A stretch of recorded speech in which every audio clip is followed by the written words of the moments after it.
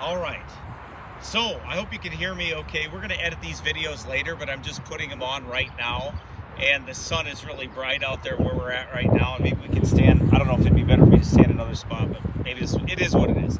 So anyway, this is the grave of TR Cressy. And he's buried here in Des Moines, Iowa. And I've been out on a little trip to Kansas City with my family, and I wanted to stop off and look at some Baptist history. This morning I went to John Gano's chapel at the college there in William Jewell College outside of Kansas City, and I went there in Liberty, Missouri, and I went there and I looked at Lafayette's sword that was surrendered, that was given to George Washington.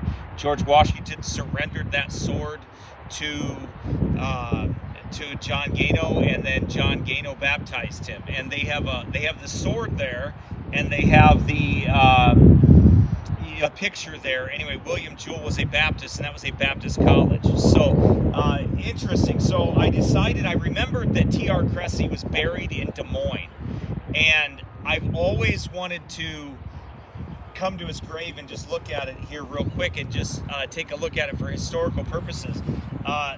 There's a Bible on top of here. Isn't that neat? There's a Bible there. That's what's on top of his tombstone here. Anyway, but TR Cressy, just a little bit about him, and I'll do some more about these guys later, but I just wanted to have this on video.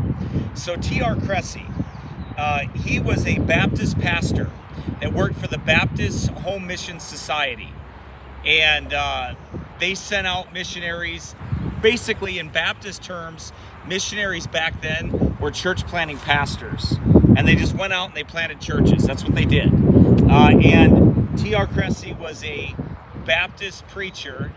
His brothers were Baptist preachers, and he went out and he was sent to Minneapolis, to St. Paul.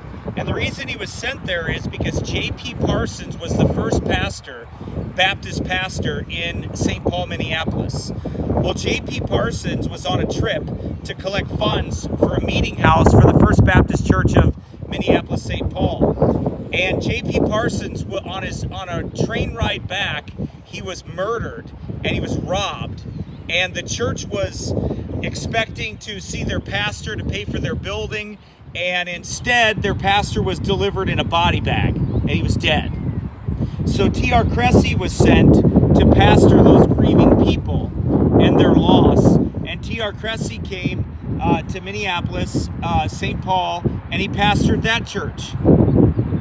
He also had the first religious service that was ever held in Northfield, Minnesota in 1848, I believe, or 1849, I believe.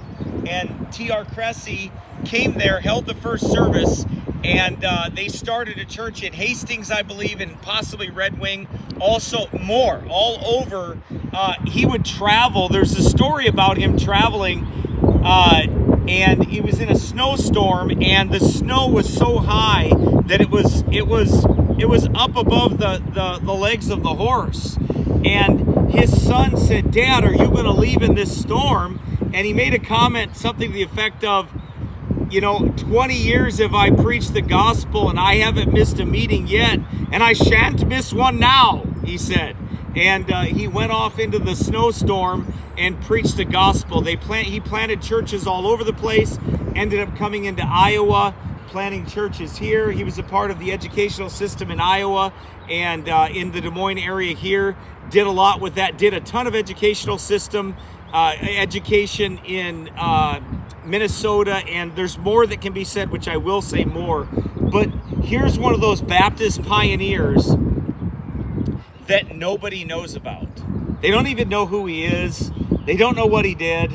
I believe his wife is buried next to him. One of his wives here, his first wife passed away, and another one of his wives is that he married after she had died, is buried here alongside him. But what an amazing man, a pioneer. You got to understand, Minnesota in those days, you went out on horseback and you were in the middle of snowstorms, blizzards. Nobody was there. There was nobody there to go preach to those people. No preachers there. They ran a circuit. They went around. They preached. People got saved. They baptized people, and they organized churches. That's just what they did, and that's what this man did. And you see markers, fancy markers for people, and you see nothing for these Baptist people really. But I thought I'd take just a few moments just to talk about this man and say, hey, listen, here's a man that served the Lord. Here's a man that was faithful to God.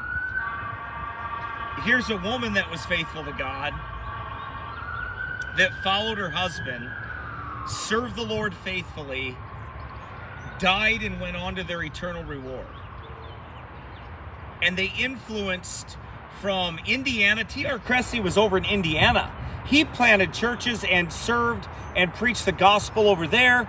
Then they sent him here. All these places. This is the same time men like Isaac McCoy were out there. I just talked about him a couple days ago. Isaac McCoy was out there. And his wife, I talked about her yesterday, Christiana McCoy, right? And here she is serving the Lord with her husband. Her husband's planting churches everywhere. And they're out there just serving the Lord, preaching the gospel, seeing people saved, seeing churches organized, baptized, and very few people remember them. But they were faithful. And I hope and pray that it'll be said about you and I in our generation that we were faithful, that we were found faithful, that we preached the gospel, we saw churches planted, that our wives were submissive and holy women that were separated, sanctified, loved the Lord, loved raising their children for the Lord, and loved serving God and serving their husbands. And they're known by their children in the gates. They're known by their faithfulness to the Lord. They saw people saved and baptized, churches organized. They kept the faith. They fought a good fight. They finished their course. They kept the faith. May it be said about us, and here's just a few minutes here in Des Moines, Iowa. Here's this man that influenced me. I'm all the way up in Minnesota pastoring a church, right? And I studied this history a few years ago, maybe 5, 6, 7, 8 years ago, maybe longer the first time I studied it, maybe 10 years ago. But I studied this history and I found this man. Well, who in the world started Baptist churches in Minnesota, in Minneapolis, in St. Paul, in the Twin Cities area? Who was it? Well, J.P. Parsons started the first one. But this guy, TR Cressy, would go on. I think I counted maybe 10 churches that he may have started in that area in Minnesota up there, all along those. In fact, we went to one, I